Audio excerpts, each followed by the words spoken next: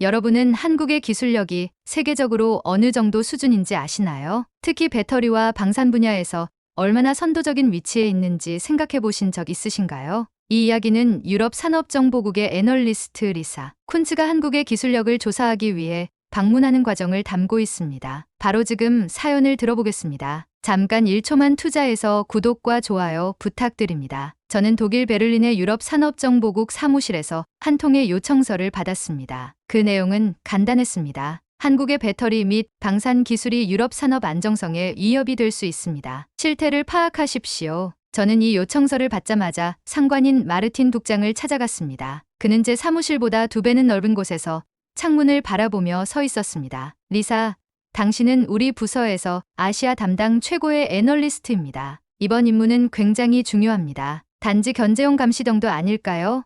제가 묻자 그는 조용히 미소를 지었습니다. 그렇게 생각하시나요?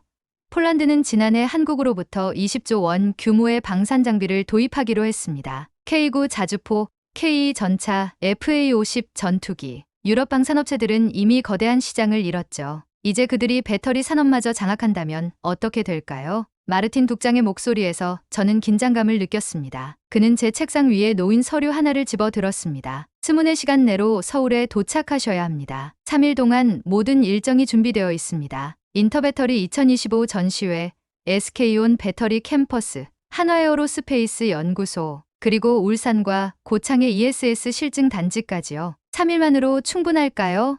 제가 물었습니다. 충분합니다. 당신은 보고 판단하기만 하면 됩니다. 현지 안내는 외교부에서 추천한 정지훈 박사가 맡을 겁니다. 공학 박사이면서 국제관계에도 밝은 인물이라고 하더군요. 저는 짐을 꾸리러 사무실을 나서며 생각했습니다. 이번 임무가 단순한 기술 도사인지 아니면 더 복잡한 국제관계의 일부인지 확신할 수 없었습니다. 하지만 직업적 호기심이 발동했습니다. 한국의 기술이 정말 유럽을 위협할 만큼 발전했다면 저는 그것을 직접 확인하고 싶었습니다. 다음 날 아침 인천국제공항에 도착했을 때 저를 맞이한 것은 예상과 달리 공식적인 정부 관계자가 아니었습니다. 30대 후반으로 보이는 남성이 리사 쿤츠 씨라고 물으며 다가왔습니다. 그는 정중하게 고개를 숙이고는 자신을 소개했습니다. 정지훈입니다. 이번에 안내를 맡게 되었습니다. 먼저 호텔에서 짐을 풀고 오후에 일정을 시작하는 것이 어떨까요? 그의 영어는 완벽했고 태도는 전문적이었습니다. 저는 고개를 끄덕였습니다. 그가 태블릿을 꺼내 보여주는 일정표를 보니 마르틴 국장이 언급한 것과 정확히 일치했습니다. 오늘 오후에는 인터배터리 2025 전시회를 방문할 예정입니다. 세계 최대 규모의 배터리 전시회죠. 내일은 SK온의 배터리 캠퍼스와 한화에어로스페이스 연구소를, 모레는 울산과 고창의 ESS 실증 단지를 방문합니다. 그의 설명은 담담했지만 어떤 자부심이 묻어나오는 듯했습니다. 호텔에 도착한 후 저는 잠시 휴식을 취하며 한국에 대한 자료를 다시 검토했습니다. 제가 알고 있는 한국은 반도체와 스마트폰으로 유명한 나라였습니다. 물론 현대자동차와 같은 기업들도 있었죠. 하지만 최근 몇 년간 배터리와 방산 분야에서의 급격한 성장은 제 지식의 영역을 벗어난 것이었습니다. 오후 2시 정지훈 박사가 호텔 로비에서 저를 기다리고 있었습니다. 그는 인터배터리 2025 전시회가 열리는 코엑스로 저를 안내했습니다. 전시장에 들어서자마자 저는 압도되었습니다. 거대한 홀을 가득 채운 기업 부스들, 최첨단 배터리 기술을 전시하는 화려한 디스플레이들, 그리고 전 세계에서 모인 수많은 관람객들. 이 광경은 마치 미래로의 여행과 같았습니다. 이쪽으로 오시죠. 정 박사가 안내하는 대로 저는 LG에너지 솔루션의 부스로 향했습니다. 그곳에서 한 엔지니어가 우리를 맞이했습니다. 이 배터리는 우리가 최근 개발한 차세대 제품입니다. 기존 리튬이온 배터리보다 에너지 밀도가 35% 높고 충전 시간은 절반으로 줄었습니다. 엔지니어는 자랑스럽게 설명했고 저는 그 수치가 정확한지 의심스러웠습니다. 그러나 곧 그는 실시간으로 작동하는 데모 시스템을 보여주었고 저는 그 수치가 과장이 아님을 확인할 수 있었습니다. 다음으로 우리는 삼성 SDI와 SK온의 부스를 차례로 방문했습니다. 각 기업은 저마다의 혁신적인 기술을 선보였습니다. 특히 SK온의 침수 냉각 기술은 인상적이었습니다. 이 기술은 배터리 팩을 특수 액체에 직접 담가 냉각하는 방식입니다. 화재 위험을 획기적으로 줄이면서 동시에 충전 속도를 높일 수 있죠. 정 박사가 설명하는 동안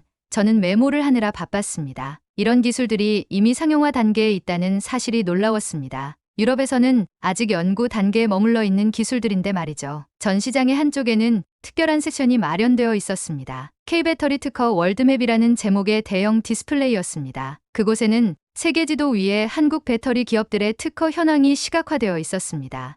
이건 저는 말을 잇지 못했습니다. 네, 놀라셨군요. 정 박사가 웃으며 말했습니다. LG에너지솔루션, 삼성 SDI, SK온의 배터리 관련 특허 수는 현재 유럽 전체 기업들의 특허 수를 합친 것보다 많습니다. 그리고 R&D 투자 규모도 마찬가지고요. 그의 말이 사실인지 확인하기 위해 저는 디스플레이의 QR코드를 스캔했습니다. 연결된 웹사이트에는 세계 특허 기관의 공식 데이터가 있었고 그 수치는 정 박사의 설명과 일치했습니다. 전시회를 둘러보는 동안 저는 유럽 기업들의 부스도 방문했습니다. 그러나 그들이 선보이는 기술은 한국 기업들에 비해 한 단계 뒤처져 있다는 인상을 지울 수 없었습니다. 내일은 더 흥미로운 것들을 보게 될 겁니다. 전시회를 나오며 정 박사가 말했습니다. 오늘 본 것은 시작에 불과합니다. 저녁 식사를 마친 후 호텔 방으로 돌아온 저는 베를린의 마르틴 국장에게 첫날의 보고서를 작성했습니다. 객관적인 사실만을 전달하려 했지만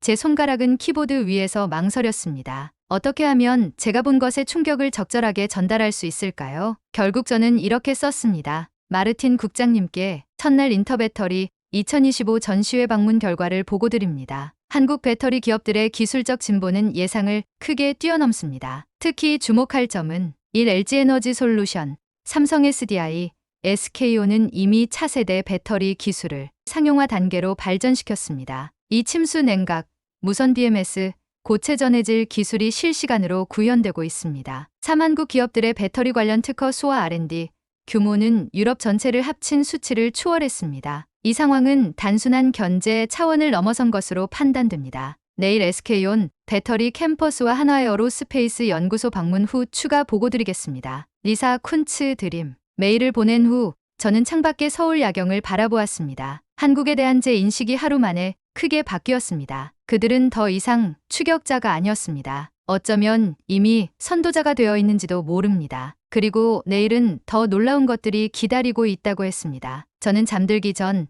다음 날의 일정에 대한 기대와 약간의 불안함을 동시에 느꼈습니다. 다음 날 아침 저는 일찍 일어나 호텔 창문으로 서울의 풍경을 바라보았습니다. 고층 빌딩들 사이로 보이는 남산타워와 그 아래로 펼쳐진 도시의 모습이 인상적이었습니다. 아침 식사를 마치고 로비에 내려가자 정지훈 박사가 이미 기다리고 있었습니다. 오늘은 먼저 경기도 화성에 있는 SK온 배터리 캠퍼스로 가겠습니다. 그곳에서 실제 생산 라인을 보실 수 있을 겁니다. 차에 오르자 그는 태블릿을 꺼내 오늘의 일정을 보여주었습니다. SK온 방문 후에는 한화에어로스페이스 연구소로 이동한다고 했습니다. 방산회사도 방문하나요?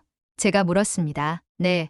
배터리 기술과 방산 기술이 융합되는 현장을 보여드리고 싶었습니다. 최근 한화에서는 배터리 기술을 활용한 차세대 무기 체계를 개발하고 있거든요. 1시간 반 정도 운전한 후 우리는 거대한 산업단지에 도착했습니다. 정문에는 SK온 배터리 혁신 캠퍼스라고 쓰여 있었습니다. 경비실에서 신원 확인을 마친 후 우리는 안내를 받아 주 건물로 향했습니다. 로비에서 박진호 부장이라는 분이 우리를 맞이했습니다. 그는 SK온의 R&D팀을 이끌고 있다고 했습니다. 쿤츠님, 환영합니다. 오늘 저희 시설을 둘러보시게 되어 영광입니다. 먼저 간략한 브리핑을 해드리고 생산 라인으로 안내해 드리겠습니다. 회의실로 안내된 저는 SK온의 현황에 대한 프레젠테이션을 들었습니다. 그들의 생산 능력은 작년 대비 150% 증가했고 미국, 유럽, 동남아시아에 새로운 공장을 건설 중이라고 했습니다. 특히 유럽에서는 헝가리, 폴란드, 스웨덴에 대규모 투자를 진행하고 있었습니다. 유럽에서의 생산 규모는 어느 정도인가요?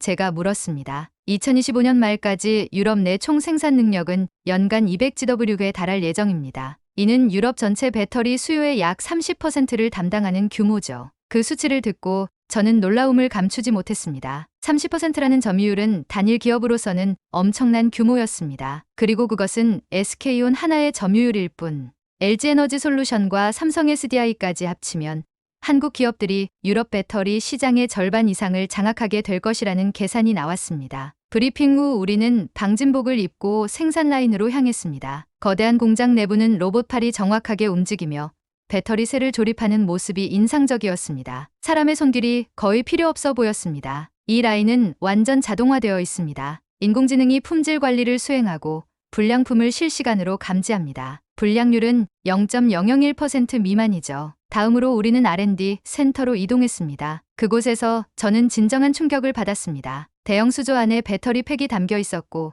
엔지니어가 그것을 작동시켰습니다. 이것이 바로 어제 전시회에서 말씀드린 침수 냉각 기술입니다. 실제로 작동하는 모습을 보여드리죠. 그는 버튼을 누르자 배터리에서 전류가 흐르기 시작했고 동시에 특수 액체가 배터리 셀 주변을 순환했습니다. 온도 모니터링 화면을 보니 배터리의 온도가 완벽하게 안정적으로 유지되고 있었습니다. 이 기술로 충전 속도를 기존 대비 40% 향상시킬 수 있습니다. 그리고 화재 위험은 거의 제로에 가깝죠. 또 다른 실험실에서는 완전히 투명한 배터리를 보여주었습니다. 고체 전해질 기술이라고 했습니다. 내부의 화학 반응이 실시간으로 보였고 그 에너지 밀도는 기존 리튬이온 배터리의 2배에 달한다고 했습니다. 이 기술은 언제쯤 상용화되나요?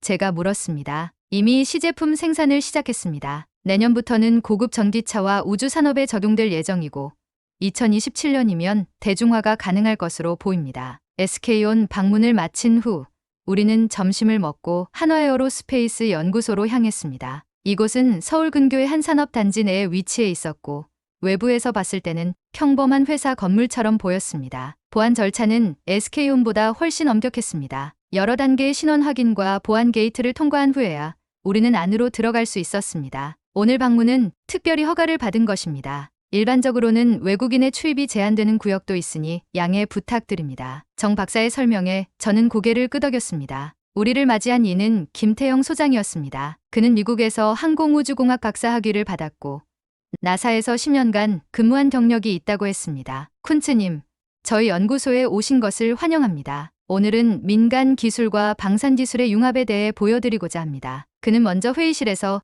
한화에어로스페이스의 현황에 대한 브리핑을 했습니다. 한화는 최근 폴란드와 체결한 K9 자주포, K2 전차, FA-50 전투기 계약에 대해 자세히 설명했습니다. 계약 규모는 총 20조 원에 달했고 이는 단일 방산 수출 계약으로는 한국 역사상 최대 규모였습니다. 이 계약의 중요한 부분은 기술 이전과 현지 생산입니다. 우리는 단순히 제품을 파는 것이 아니라 파트너십을 구축하는 것이죠. 브리핑 후 우리는 실험실로 이동했습니다. 그곳에서 저는 배터리 기술이 방산 분야에 어떻게 적용되고 있는지 볼 수 있었습니다. 이것은 차세대 무인 전투 시스템입니다. SK온과 공동 개발한 특수 배터리를 사용하여 작동 시간을 기존 대비 3배 늘렸습니다. 김 소장은 테이블 위에 있는 소형 드론을 가리켰습니다. 그것은 일반적인 상업용 드론보다 조금 컸지만 군사용 장비라고 하기엔 너무 작아 보였습니다. 크기에 속지 마세요. 이 드론은 인공지능을 탑재하고 있어 자율적으로 임무를 수행할 수 있습니다. 그리고 무엇보다 중요한 건 배터리입니다. 그가 드론의 바닥을 열자 특이한 형태의 배터리가 보였습니다. 일반적인 리튬이온 배터리와는 완전히 달랐습니다.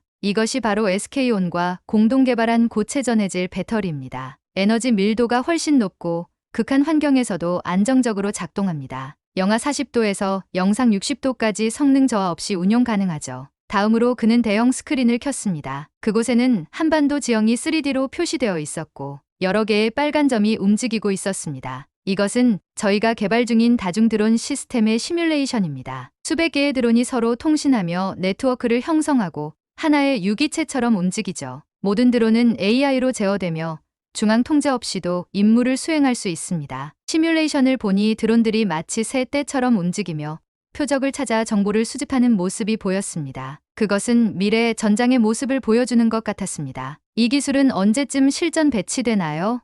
제가 물었습니다. 일부는 이미 배치되었습니다. 폴란드에 수출되는 K2 전차와 K9 자주포에는 이와 유사한 기술이 적용되어 있습니다. 완전한 다중 드론 시스템은 2027년경 실전 배치될 예정입니다. 연구소 투어를 마친 후 김 소장은 저희를 작은 전시실로 안내했습니다. 그곳에는 한화가 개발한 다양한 방산 장비들의 모형이 전시되어 있었습니다. K9 자주포, K2 전차, FA-50 전투기뿐만 아니라 차세대 전투 시스템의 모형들도 있었습니다. 이것이 우리가 개발 중인 차세대 자율 전투 시스템입니다. 배터리 기술, 인공지능, 그리고 네트워크 중심 전투 개념을 통합한 것이죠. 전시실을 나오면서 저는 묻지 않을 수 없었습니다. 왜 이런 기술을 저에게 공개하는 건가요?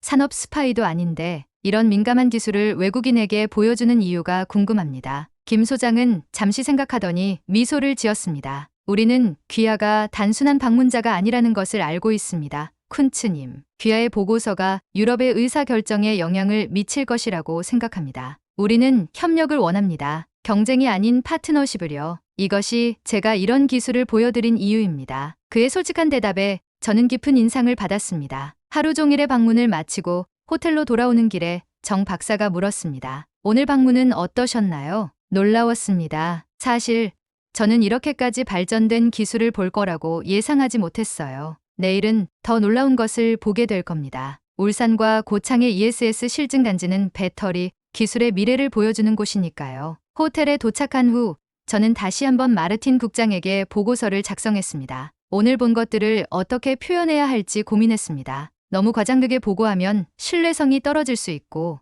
너무 담담하게 보고하면 사태의 심각성이 전달되지 않을 수 있었습니다. 결국 저는 가능한 한 객관적으로 기술하기로 했습니다. 마르틴 국장님께 오늘 SK온 배터리 캠퍼스와 한화에어로스페이스 연구소를 방문한 결과를 보고드립니다. SK온은 침수 냉각 기술과 고체 전해질 배터리를 이미 시제품 단계에서 실용화 단계로 발전시켰습니다. 특히 주목할 점은 그들의 유럽 내 생산 능력이 2025년 말까지 200GW에 달할 예정이라는 것입니다. 이는 유럽 전체 배터리 수요의 약 30%를 차지하는 규모입니다. 한화에어로스페이스 방문에서는 배터리 기술과 방산 기술의 융합을 확인했습니다. 그들은 SK온과 공동으로 개발한 고체 전해질 배터리를 활용한 차세대 무인 전투 시스템을 개발 중입니다. 이미 일부 기술은 폴란드에 수출되는 K2 전차와 K9 자주포에 적용되고 있습니다. 가장 충격적인 발견은 한국 기업들이 단순한 기술 개발을 넘어 생태계를 구축하고 있다는 점입니다. 배터리 기술, 방산 기술, 인공지능이 통합되어 새로운 형태의 산업 구조를 만들어내고 있습니다. 내일은 울산과 고창의 ESS 실증 단지를 방문할 예정입니다. 이에 대한 추가 보고는 내일 저녁에 드리겠습니다. 리사 쿤츠 드림. 메일을 보낸 후 저는 오늘 본 것들에 대해 깊이 생각했습니다. 한국의 기술력은 제가 예상했던 것보다 훨씬 더 발전해 있었습니다. 그리고 그들은 단순히 개별 기술을 개발하는 것이 아니라 기술 간의 융합을 통해 새로운 가치를 창출하고 있었습니다. 창밖으로 서울의 밤 풍경을 바라보며 저는 이 나라가 어떻게 이렇게 빠르게 발전할 수 있었는지 궁금했습니다. 그리고 내일은 또 어떤 놀라운 기술을 보게 될지 기대되었습니다. 셋째 날 아침, 저는 일찍 일어나 짐을 정리했습니다. 오늘은 마지막 일정으로 울산과 고창의 ESS 실증 단지를 방문한 후 저녁 비행기로 베를린으로 돌아가야 했습니다. 로비에서 정지훈 박사를 만났을 때 그의 표정이 어제와는 달리 약간 긴장된 것을 느꼈습니다. 무슨 일이 있나요? 제가 물었습니다. 그는 잠시 망설이더니 말했습니다. 어제 저녁 유럽에서 약간의 소식이 들어왔습니다. 유럽 의회에서 한국 방산 기술에 대한 견제 움직임이 시작되었다고 하더군요. 어떤 내용인가요? 저는 가능한 한 무심한 척 물었지만 내심 놀랐습니다. 제 보고서가 이미 어떤 영향을 미치기 시작한 걸까요? 정확한 내용은 알 수 없지만 유럽 방산 기업들의 로비가 활발하게 이루어지고 있다고 합니다. 한국의 방산 기술 수출을 제한하려는 시도가 있는 것 같아요. 저는 아무 말도 하지 않았습니다. 마르틴 국장에게 보낸 보고서가 이런 움직임과 관련이 있는지 궁금했지만 그럴 리는 없었습니다. 제 보고서는 객관적인 사실만을 담았을 뿐 어떤 정책적 제안도 하지 않았으니까요. 어쨌든 오늘 일정을 시작하죠. 정 박사가 말했습니다. 먼저 울산으로 이동합니다. KTX를 타고 가야 하니 서울역으로 가야 합니다. KTX를 타고 울산으로 향하는 동안 저는 창밖으로 펼쳐지는 한국의 풍경을 감상했습니다. 도시를 벗어나자 넓은 논과 산들이 보였고 간간히 산업단지들도 눈에 띄었습니다. 정 박사는 한국의 역사와 경제 발전에 대해 설명해 주었습니다. 한국은 1950년대까지만 해도 전쟁으로 폐허가 된 나라였습니다. 천연자원도 거의 없고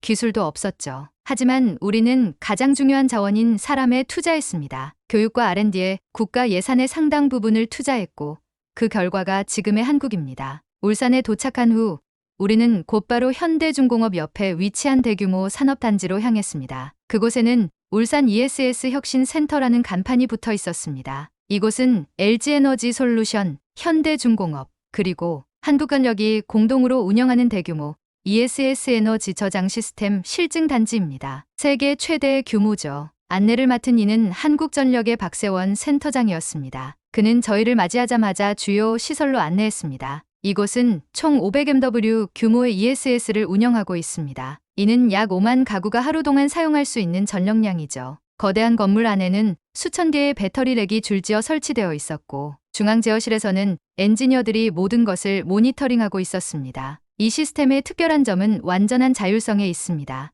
인공지능이 전력 수요와 공급을 예측하고 최적의 충전 및 방전 시점을 결정합니다. 그 결과 전력망 안정성이 크게 향상되었죠. 다음으로 우리는 옥상으로 안내되었습니다. 그곳에서는 넓은 부지에 설치된 태양광 패널들이 보였고 바다 쪽으로는 해상 풍력 발전단지가 보였습니다. 재생에너지와 ESS의 결합이 바로 미래 에너지 시스템의 핵심입니다. 우리는 이미 이 지역의 전력 공급 30%를 이 시스템으로 충당하고 있습니다. 센터장은 태블릿을 꺼내 실시간 데이터를 보여주었습니다. 현재 배터리의 충전 상태, 전력 수요 예측, 그리고 인공지능이 추천하는 운영 계획까지 모든 것이 정교하게 계산되고 있었습니다. 이 기술은 단순한 전력 저장이 아닙니다. 이것은 미래의 전력망의 기반이자 에너지 안보의 핵심이죠. 점심을 먹은 후 우리는 고속버스를 타고 고창으로 이동했습니다. 3시간 정도 이동한 후 우리는 넓은 들판 한가운데 위치한 또 다른 시설에 도착했습니다.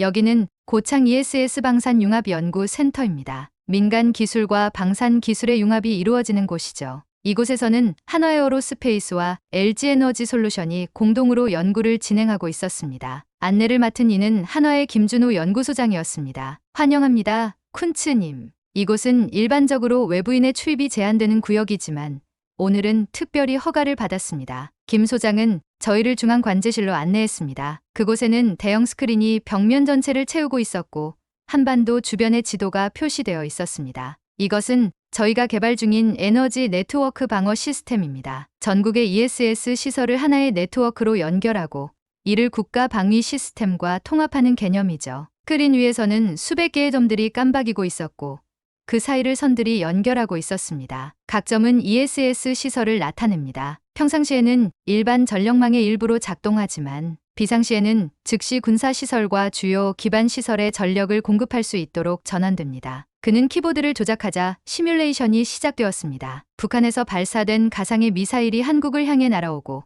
동시에 전력망이 공격받는 상황이었습니다. 그러자 ESS 네트워크가 즉시 대응하여 주요 시설에 안정적인 전력을 공급하는 모습이 보였습니다. 이것이 우리가 말하는 민군 융합 시스템입니다. 평상시에는 민간 전력망으로 비상시에는 군사 시스템으로 작동하죠. 다음으로 그는 저희를 야외 테스트장으로 안내했습니다. 그곳에는 컨테이너 크기의 ESS 시스템이 여러 대 설치되어 있었고 각각 다른 테스트가 진행되고 있었습니다. 이것은 전술 ESS라고 부릅니다. 군사작전 시 전력을 공급하기 위한 시스템이죠. 기존 디젤 발전기보다 훨씬 효율적이고 소음과 열 발생이 적어적에게 발견될 위험이 낮습니다. 한 컨테이너 앞에서 그는 멈춰 서서 문을 열었습니다. 내부에는 정교한 배터리 시스템과 함께 통신 장비들이 설치되어 있었습니다. 이것은 전자전용 ESS입니다. 강력한 전자기 펄스를 발생시켜 적의 전자장비를 무력화할 수 있죠. 폴란드에 수출되는 K2 전차에 이미 소형 버전이 장착되어 있습니다.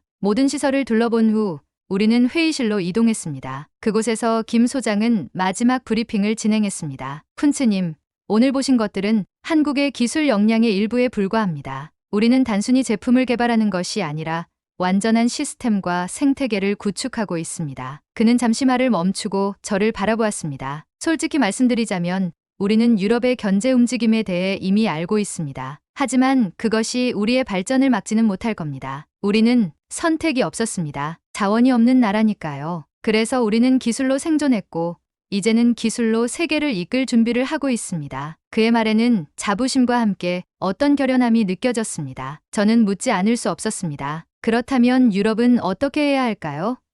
한국의 기술에 대항해야 할까요? 아니면 협력해야 할까요? 김 소장은 미소를 지었습니다. 그것은 유럽이 결정할 문제입니다. 하지만 저는 협력이 더 나은 선택이라고 생각합니다. 기술 패권 경쟁은 결국 모두에게 손해를 가져올 뿐이니까요. 고창에서의 방문을 마친 후 우리는 서울로 돌아가는 길에 차 안에서 대화를 나눴습니다. 정 박사는 평소보다 조용해 보였고 제가 먼저 말을 꺼냈습니다. 사흘 동안 정말 많은 것을 보여주셨습니다. 솔직히 말해서 저는 충격받았어요. 한국의 기술력이 이 정도일 줄은 몰랐습니다. 정 박사는 창밖을 바라보다가 말했습니다. 대부분의 사람들이 그렇게 생각합니다. 한국을 여전히 추격자로 봅니다. 하지만 우리는 이미 여러 분야에서 선도자가 되었습니다. 그의 목소리에는 자부심이 묻어났지만 동시에 어떤 고민도 느껴졌습니다. 제가 궁금한 것이 있습니다. 제가 말했습니다. 왜 이렇게 많은 정보를 저에게 공개했을까요?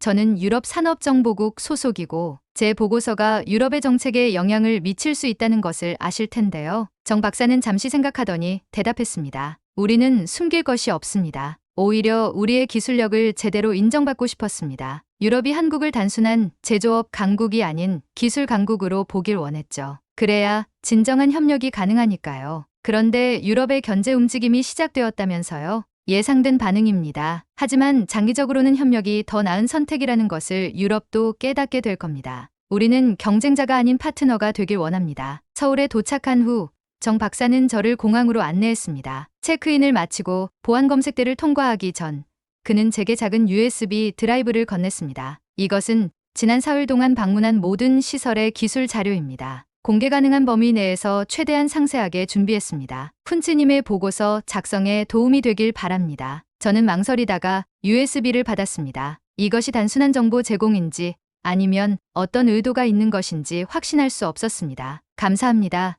정 박사님. 사흘 동안 정말 많은 것을 배웠습니다. 한 가지 부탁이 있습니다. 정 박사가 말했습니다. 객관적인 사실만 보고해 주세요. 그것이 우리가 바라는 전부입니다. 그의 말에 저는 고개를 끄덕였습니다. 비행기를 기다리는 동안 저는 이번 방문에서 본 것들을 정리하며 최종 보고서를 작성하기 시작했습니다. 그러나 제 마음속에는 혼란이 있었습니다. 한편으로는 유럽의 애널리스트로서 객관적인 사실을 보고해야 할 의무가 있었습니다. 그것이 제 직업이었고 제가 베를린에서 맡은 임무였습니다. 하지만 다른 한편으로는 제가 본 것들이 단순한 위협으로 해석되어 무역 장벽이나 기술 제재로 이어질 수 있다는 우려도 있었습니다. 과연 기술을 가진 나라가 세계를 지배하는 것인가? 아니면 기술을 신뢰하는 나라가 새로운 시대를 여는 것인가? 이 질문이 제 머릿속에서 맴돌았습니다. 비행기에 오르기 전 저는 결심했습니다. 제가 할 수 있는 최선은 사실을 있는 그대로 전달하고 유럽이 한국의 기술력을 제대로 인식하도록 돕는 것이었습니다. 그것이 진정한 협력의 시작이 될 수 있을 테니까요. 인천에서 베를린까지 11시간의 비행 동안 저는 최종 보고서를 작성했습니다. 노트북 화면을 바라보며 제가 한국에서 보고 느낀 모든 것을 정리하려 했지만 쉽지 않았습니다. 객관적인 사실을 전달하되 그것이 어떻게 해석될지에 대한 고민도 함께 했습니다. 결국 저는 다음과 같은 보고서를 완성했습니다. 유럽 산업정보국 전략기획팀 최종 보고서 한국 배터리 및 방산 기술 현황 분석 작성자 리사 쿤츠 1개요. 한국의 배터리 및 방산 기술은 단순한 경쟁 기술이 아닌 선도 기술로 평가해야 합니다. 3일간의 현장 조사 결과 한국은 이미 여러 핵심 기술 분야에서 유럽을 앞서고 있으며 기술 융합을 통해 새로운 가치를 창출하고 있습니다. 이 배터리 기술 현황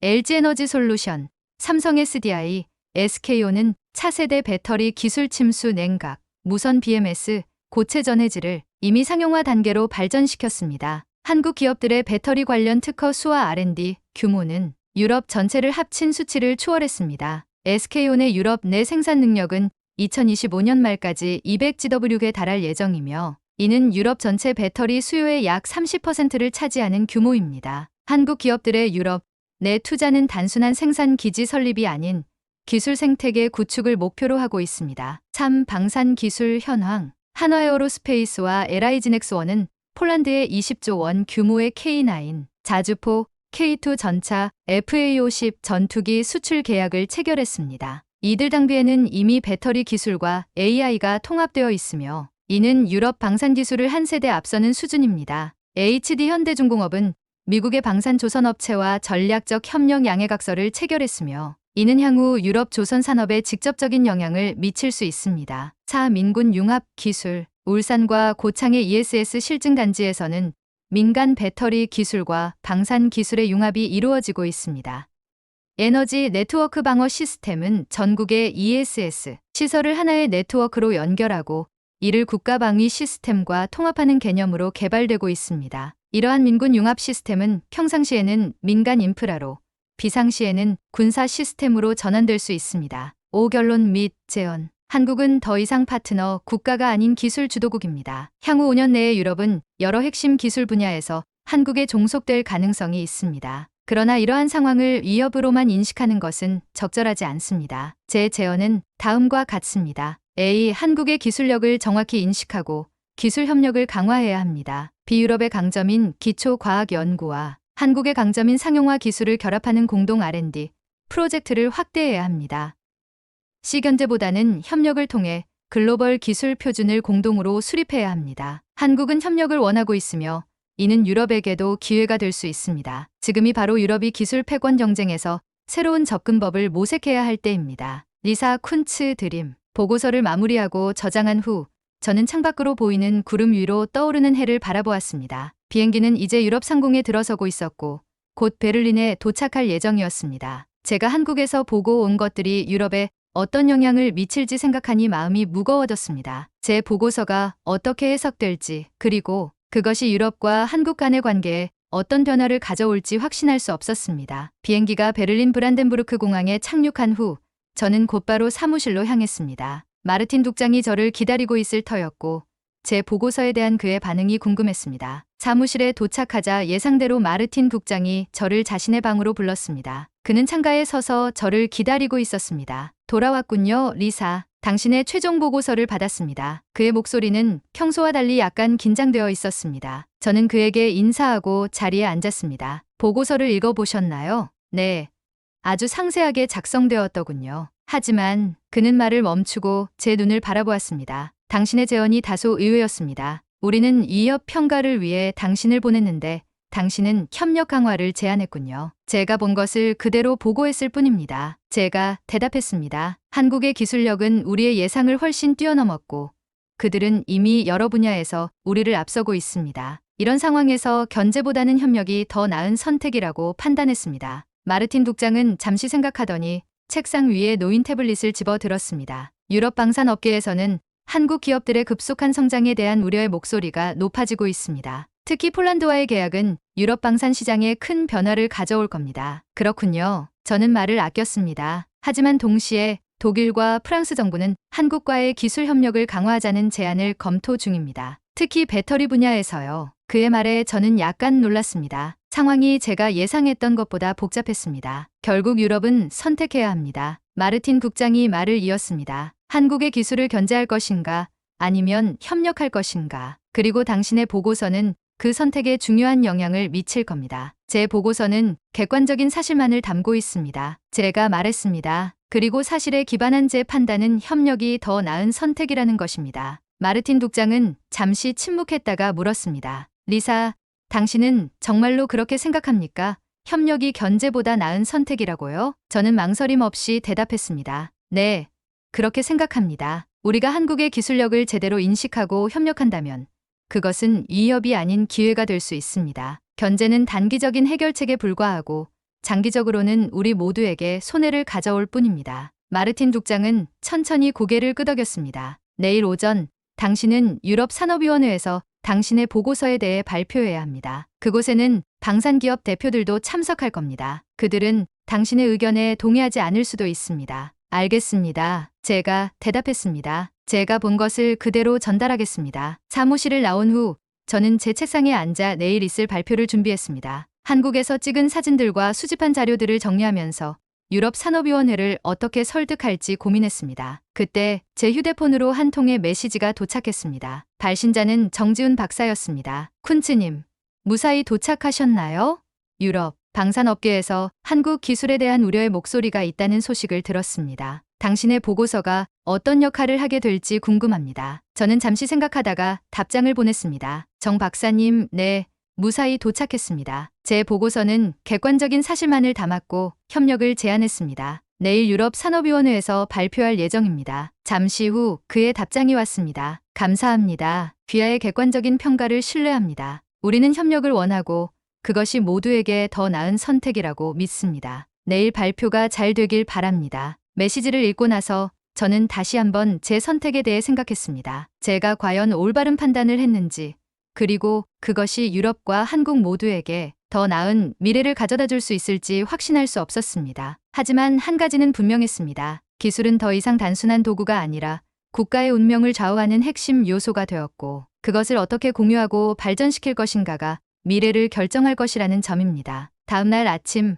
저는 유럽 산업위원회가 열리는 브뤼셀로 향했습니다. 발표 자료를 다시 한번 검토하며 제가 한국에서 보고 느낀 모든 것을 어떻게 전달할지 고민했습니다. 비행기 창밖으로 구름 사이로 비치는 햇살을 바라보며 정지훈 박사의 말이 떠올랐습니다. 우린 선택이 없었습니다. 자원이 없는 나라니까요. 그래서 우리는 기술로 생존했고 이제는 기술로 세계를 이끌 준비를 하고 있습니다. 그의 말에는 절박함과 자부심이 공존했습니다. 생존을 위해 시작한 기술 혁신이 이제는 세계를 선도하는 힘이 되었다는 사실이 놀라웠습니다. 한국의 이야기는 어쩌면 유럽에게도 중요한 교훈이 될 수 있을 것입니다. 저는 제 보고서의 마지막 페이지를 다시 읽어보았습니다. 견제보다는 협력을 통해 글로벌 기술 표준을 공동으로 수립해야 합니다. 이 문장이 제가 전하고 싶은 핵심이었습니다. 기술은 더 이상 어느 한 국가만의 자산이 아니라 인류 공동의 미래를 위한 열쇠이기 때문입니다. 브뤼셀에 도착해 발표를 준비하면서 저는 확신했습니다. 유럽과 한국이 서로의 강점을 인정하고 협력한다면 그것이 바로 모두에게 더 나은 미래를 여는 길이 될 것이라고. 자, 여러분, 오늘 소개해드린 이야기 어떠셨나요? 한국의 뛰어난 배터리 기술과 방산 기술이 세계를 어떻게 리드하고 있는지, 그리고 그것이 국제관계에 어떤 영향을 미치는지 흥미롭게 보셨길 바랍니다. 다음 영상에서는 더 흥미로운 주제로 여러분을 찾아뵙겠습니다. 구독과 좋아요, 알림 설정 부탁드립니다. 그럼 다음 영상에서 만나요. 감사합니다.